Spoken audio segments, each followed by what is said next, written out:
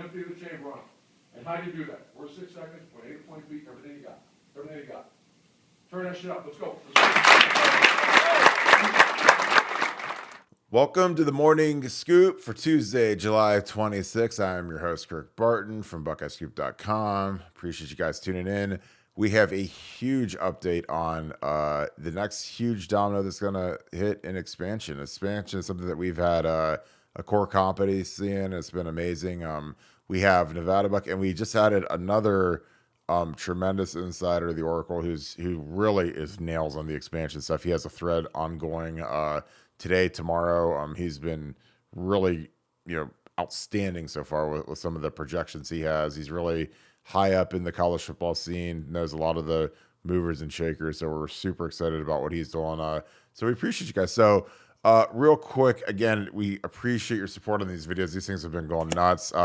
Click subscribe. I mean, we're growing subscriber wise, month over month, and it's been a blast. I mean, I'm telling you, like, this site is on fire right now. We're really cranking the inside information. We appreciate you guys. In the comments, let me know, what team do you want to join the Big Ten? Who will get you the most bang for your buck? Is it Notre Dame? Is it Oregon? Is it Washington? Is it Duke? Is it Carolina? Big dominoes are coming. Just ready for all this to get cranked up. I'm super excited about it. With that being said, I'm going to bring in my good friend Nevadabuck. Nevada, how are you today? Doing great. Lots of activity on the expansion front, and I know people like to hear that and follow that stuff, and it's exciting time for sure. Yeah, and you were the guy that broke the University of Southern California to the Big Ten, along with UCLA to the Big Ten. That's something you've been on for almost a year now, and it came to fruition. You've got a new partner in crime in this realm with the Oracle, a guy that you were really high on. You wanted me to interview him, talk to him. I talked to him for about 30 minutes. I was like, yeah, this he's really legit. He's really high up. Talk to me before we get into this next big domino. Talk to me a little bit about the Oracle and what he brings to BuckeyeScoop.com and why people should be excited who are subscribers and people that are considering subscribing, why they should pay attention to what he's been saying. Well, we've really been trying to focus on the inside information. We really believe the inside information about college football in general, about expansion, about the machinations around the Big Ten, certainly around Ohio State football and around the Woody Hayes, and just having the inside information is really what people want. And so I was trying to think about who we'd want to go out and go after. And this is a guy that I've long coveted as being a kind of a formal partner on this stuff. And he's come in. He's got a great thread going right now on expansion stuff that, insight that I didn't even know. He's got some great stuff even on Missouri and how Missouri kind of blew it on their move. That always seemed like such a no-brainer, Missouri to the Big Ten, and how they ended up at the SEC. And he's got stuff on that. He's got stuff on the next round. He's got stuff on the league. So I could not be more excited to have his contributions at Buckeye Scoop, and I think the contributors at Buckeye Scoop are going to be super, super pleased with what they're getting when they read the Oracle stuff. Yeah, and I mean, as partners on the site, I mean, when we evaluate talent and who we want to talk to, who we want to bring on, like, you introduced me to him, and I talked to him, and I was really blown away by the depth of knowledge that he had for the expansion process. I mean, it's almost like a real life Game of Thrones, how there's these factions and there's these groups and there's, a lot of people that people think might be decision makers aren't the real decision makers, and how things happen in the shadows. And like, he's really dialed in on that. And I was like, yeah, we got to get this guy on board, because this is something that people are excited about. They love seeing, what is going to happen next. And to segue that, you've got some huge news. You put a nugget out, one of the biggest dominoes in all of college football. Nevada, tell me a little bit about what you got. You did a big nugget on Monday. Tell me a little bit about what you got going forward on this, because this is a big one.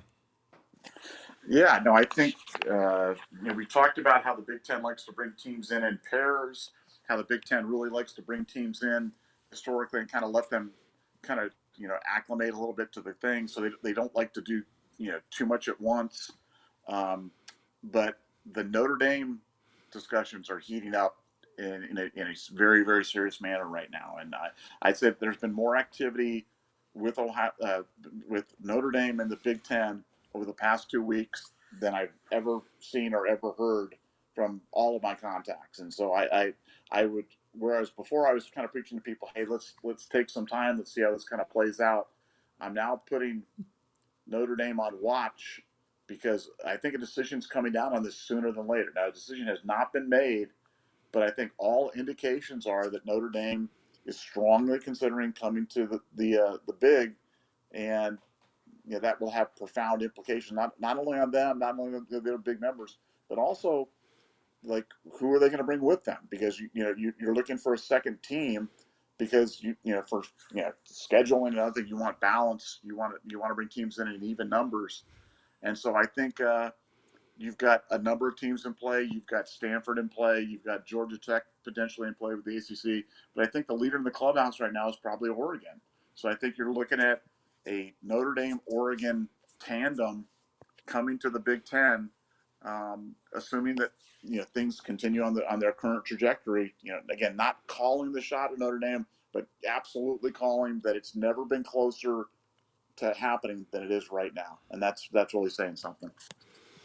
Yeah, I mean, in my happiest dreams, adding Notre Dame and Oregon would just be incredible. I'm a gigantic Phil Knight fan. I just read his book for about the fifth time over the summer. Shoe Dog, it's excellent. I revere Phil Knight, the guy. I feel like of all the guy who's a power player, like he's the guy that's really going to make sure that his university doesn't get left in the dust. And I think he'll swing his power and his money around to try and hopefully get them into the Big Ten. 'Cause I think that'd be a fantastic addition. Again, I love their program. I think that they're on the rise. They've actually done tremendous work recruiting.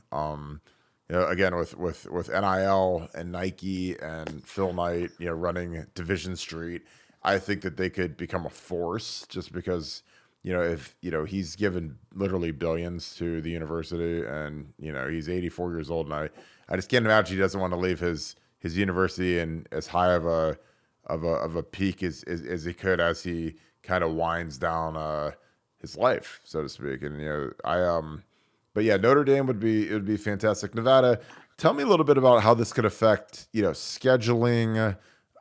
Frankly, I love seeing some of these huge names come onto the schedule because I think that it deletes the Arkansas States and it deletes some of these smaller, out of conference games that no one really cares about, and it could replace them with an Oregon or a Notre Dame. You've talked about NFL type scheduling system. Tell me a little bit about how this could affect scheduling down the road, with maybe 10 conference games and a 12-team playoff. Talk a little bit about that. Well, we've talked about this before, but I think this is a really underrated point that people really missed in this expansion discussion. But with the move to super conferences, the idea is to get the only way to really guarantee that you're going to have premier games, um, is to have them in conference. And Ohio State. You look at Ohio State now, and they schedule out a game with Texas, so they schedule out a game with Notre Dame, 20 years in advance, and people get all excited. Well, now you're going to have games on the if this did come to fruition, all of a sudden you've got USC, Ohio State, Notre Dame, UCLA, Michigan, Ohio State versus Oregon. I mean, all of a sudden your conference schedule is just littered with these gigantic matchups, which one is unbelievable from a television standpoint because it's the premier matchups that move the dial for television right now. Secondly, when you have this many games, it allows teams to have the opportunity to lose and not be eliminated from the playoff consideration because it'll be more like an NFL format where it's not just one and done. You lose some meaningless game in September and then you're out. I think when you're having these murder rows of games, you're going to be able to slip up and still have a chance at the end in the playoff. And I think for college football, that's going to generate more excitement, and it takes away a little bit of the season long excellence. But when you have more of these games, you've got to be expected to be able to lose one or two along the way and still have a chance at the ultimate prize at the end of the day.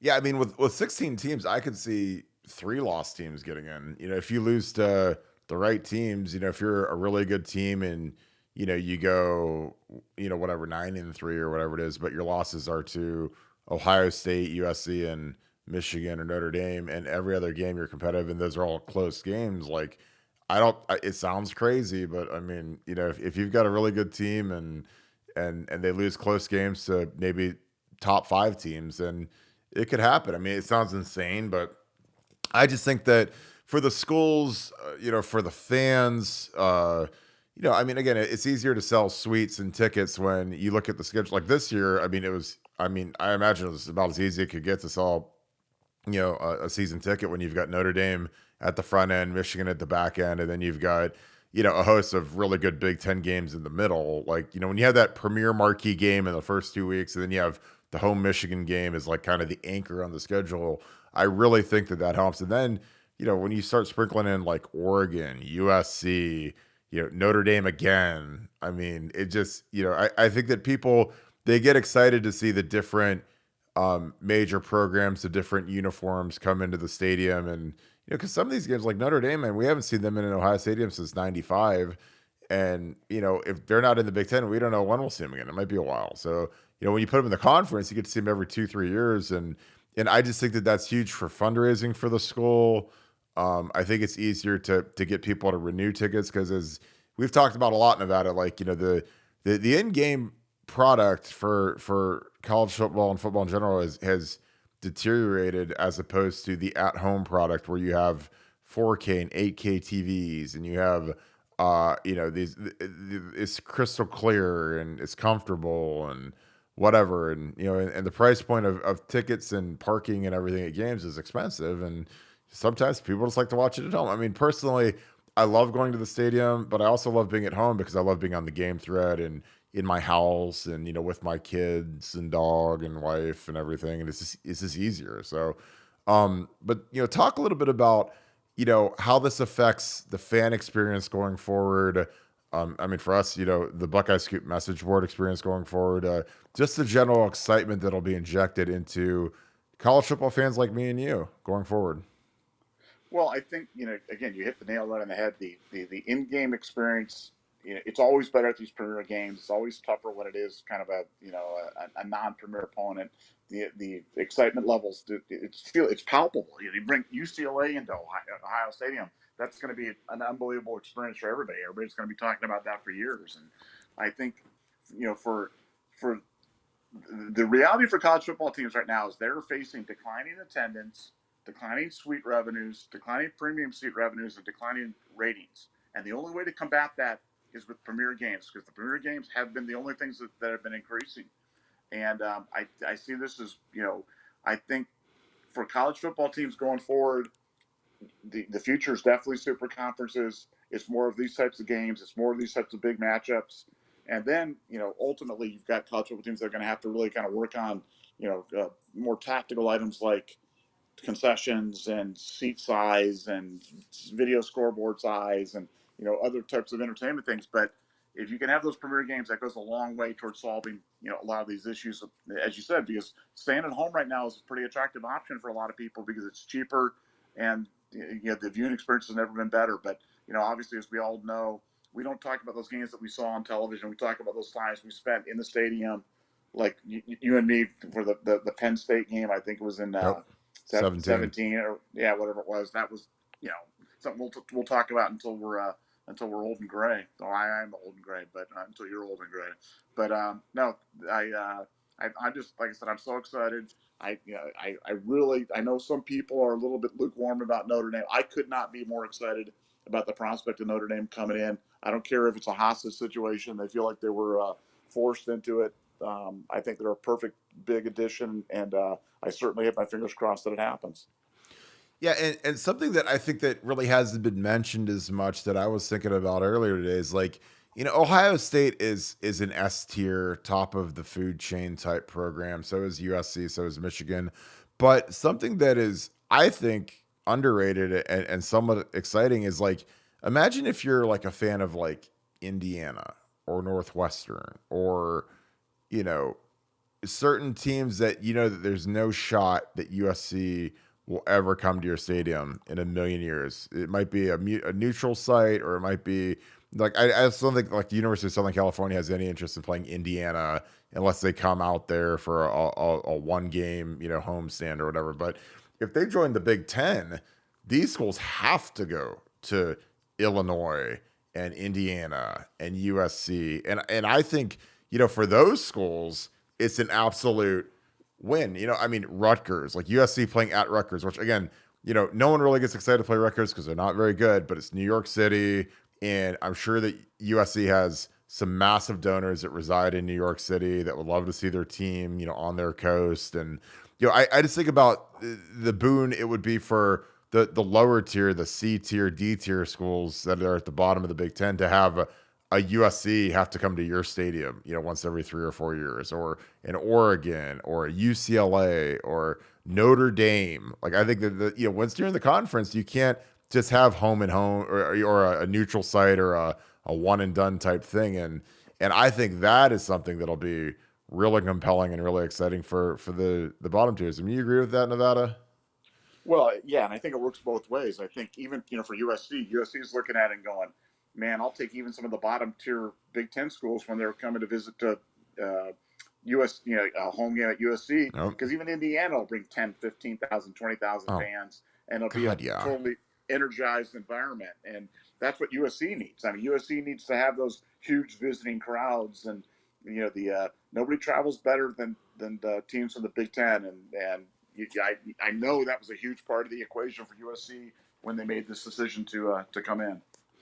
Well, I mean, and you mentioned USC, and obviously UCLA playing in the Rose Bowl. Like, if you're an Indiana fan, I mean, the odds of you getting to see Indiana play in the actual Rose Bowl game are about zero. But to actually be able to go to that beautiful stadium and play UCLA there, I think it almost like adds like a layer of like bowl game type atmospheres, because the first time Wisconsin goes to USC, that place is going to be rocking. I mean, it'll be, and that's the thing that I'm excited about. Are some of these schools that haven't matched up as much as other schools. Like, I just think that Northwestern has a very affluent fan base. Playing at USC, people will travel out to LA and just make the trip and have some fun. And same with UCLA. And that's the thing that I love about adding these schools. And Illinois. Like, I'm sure Illinois will travel like crazy out there because it's fun to go to LA. It's fun to go out there for 4 days, support your team, wear your colors. I mean, I don't expect I mean, obviously they want to win, but they probably don't care. They're just probably excited to be there and be able to play a team like SC, and again, like having SC come to Champaign, Illinois, which is a game that they'd never be interested in otherwise, unless they join the conference. Is something that's going to be really, really cool. So, in closing, this was an awesome episode. I appreciate you, Nevada. You got anything in closing? The board's been on fire. You had a great nugget on Monday. Anything to close this one out? No, just we're having a lot of fun at BuckeyeScoop.com. Like I said, I couldn't be more excited about the staff additions that we have. The board really, really, really is super active. You've never been on a message board before. It's really an awful lot of fun. You can ask questions that you have. You can get almost immediate answers on just about any topic, and it's a great place to hang it. Virtually hang out with a lot of people, like-minded people, and really excited about the future, and certainly really excited about fall camp starting here shortly. So go Bucks. Yeah, and one last thing, because we shouted out Oracle, but we hired a young kid named Joe Dram, who thus far has been an absolute werewolf on the board. This kid is grinding nonstop on the board. Give me a quick 30 seconds on Joe. He's been dying to work in the industry. He's really killing it so far. But Nevada, your initial thoughts on Joe Dram joining the Buckeye Scoop full-time staff? Yeah, Joe's just been a great addition. He's a message board monster. He's got some unbelievable contacts for a young guy, and he loves the message board life. Loves getting in there, mixing it up. He can talk about a lot of different topics. Has some really good information. I mean, he'll tell me stuff that all the time that I'm like, wow, I didn't know that. So he brings a youthful exuberance combined with some great contacts and some great knowledge and love of sports, and that's what makes for a great message board. So yeah, Joe's been great as well, and I predict a bright future for him.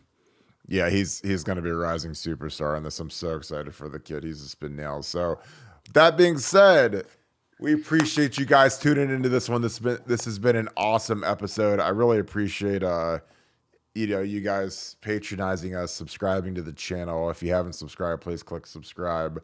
Leave us a like. Let me know what are some of the matchups you're looking forward to in the new Big Ten with USC, UCLA, likely Notre Dame, likely Oregon. Give me some of the wacky ones, some of the crazy ones, the Notre Dame at Indiana, some of those that little brother, big brother type things. I can't wait to see it. It fills out your college football schedule, and I'm just so excited for it. So thank you so much, Buckeye Scoop family. Thank you so much, Buckeye Nation. Hope you guys have a great day. Go Bucks.